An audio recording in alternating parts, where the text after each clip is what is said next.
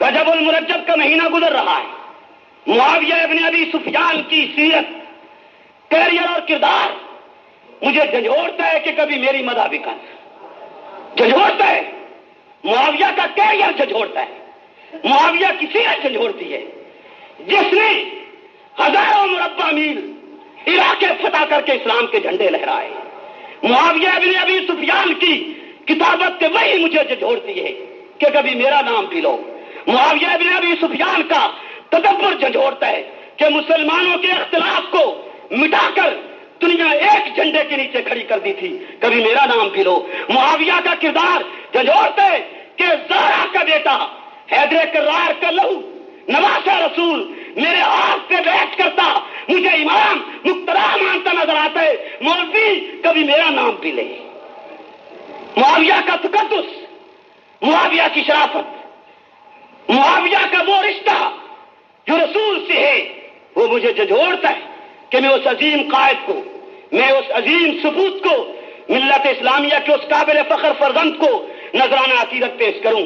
اس مناسبت سے کہ 22 رجب المرجب کو معاویہ بن ابی سفیان کی وفات کا دن ہے،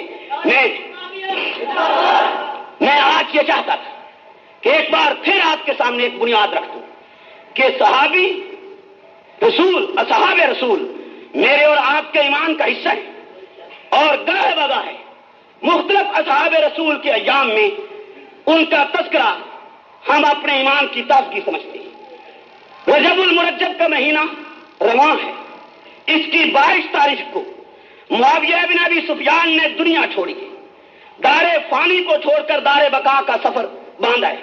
اور اس 22 رجب کو کچھ دشمنان دین و ملت معاویہ بن ابی سفیان کی وفات پر کنڈے کے نام سے حلوہ تیار کرتے ہیں اور پوری ملت اسلامیہ کے قلب و جگر پر چھری کھینچتے ہیں.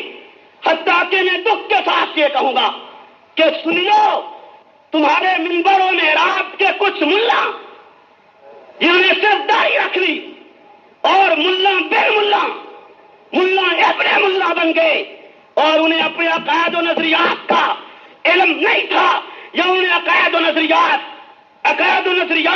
ایک حلوے کی پلیٹ کے قربان کیے. وہ بھی 22 رجب المرجب کو بڑی ٹھاٹ کے ساتھ حلوے پر ختم کے لیے چوکڑی مار کے بیٹھ جاتی ہیں.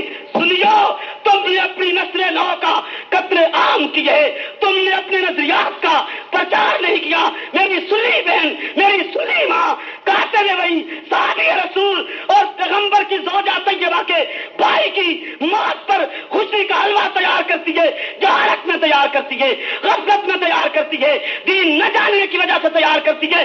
سپاہ صحابہ اسی بنیاد پر گھر گھر بستی بستی چاچا کریا ایک صحابی رسول کی عظمت، تقدس، شرافت، عفت، دیانت، علم، فہم اور رضا الہی کو بیان کرتی پھر رہی ہے تاکہ سنی بن جائے.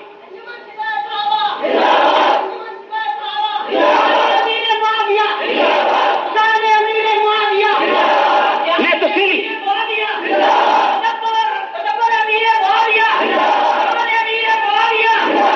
اصحاب رسول کو آج اعلانیہ گاڑی دینے کا یہودی ایجنٹ جرأت کر رہا ہے. آپ نے کمالیہ کا واقعہ اخبارات میں پڑھا ہوگا. پورا ایک دن پورے شہر میں ہڑتال رہی ہے. اعلانیہ یہودی ایجنٹوں نے، اعلانیہ کفر کے ناقوسوں نے، اعلانیہ اسرائیل کی یہودی لابی نے اصحاب رسول پہ تبرہ کیا ہے.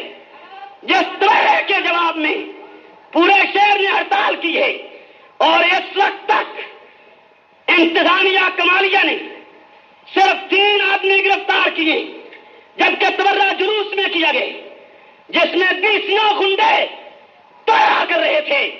میں وارننگ دیتا ہوں کمالیہ کی انتظامیہ کو کہ اگر تم نے تمام مجرم نہیں پکڑے تو عید سے عید بنا دی جائے گی، کفر کی، دجل کی، شیطنت کی.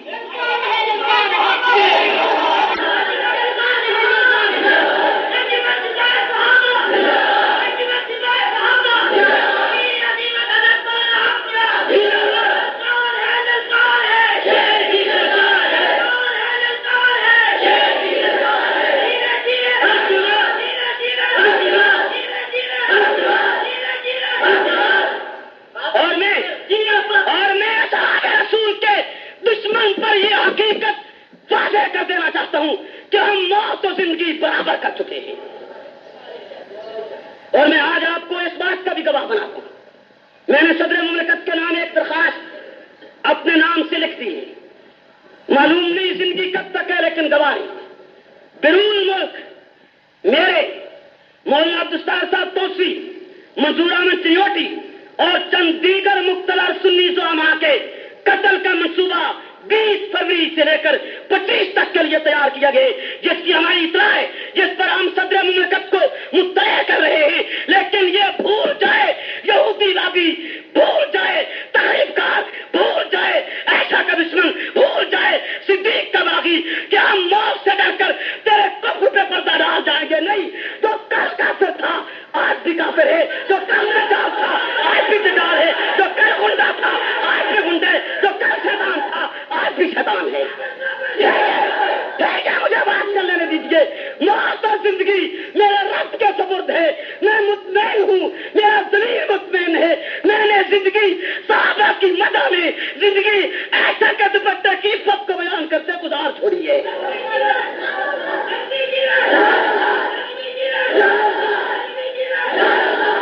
اور میں تمہیں گواہ کرتا ہوں کہ اگر خدا نہ خواستہ ہمیں قتل کر دیا گیا، میرے قتل میں ایران کا ہاتھ اور پاکستانی شیعوں کے وڈیروں کا ہاتھ ہوگا، یہ میرے ملزم متعین ہوں گے۔ ہو سکتا ہے ہم نہ رہیں، لیکن یہ تم پہ واضح ہے کہ ہمارے یہ ملزم متعین کوئی چھپے ہوئے نہیں۔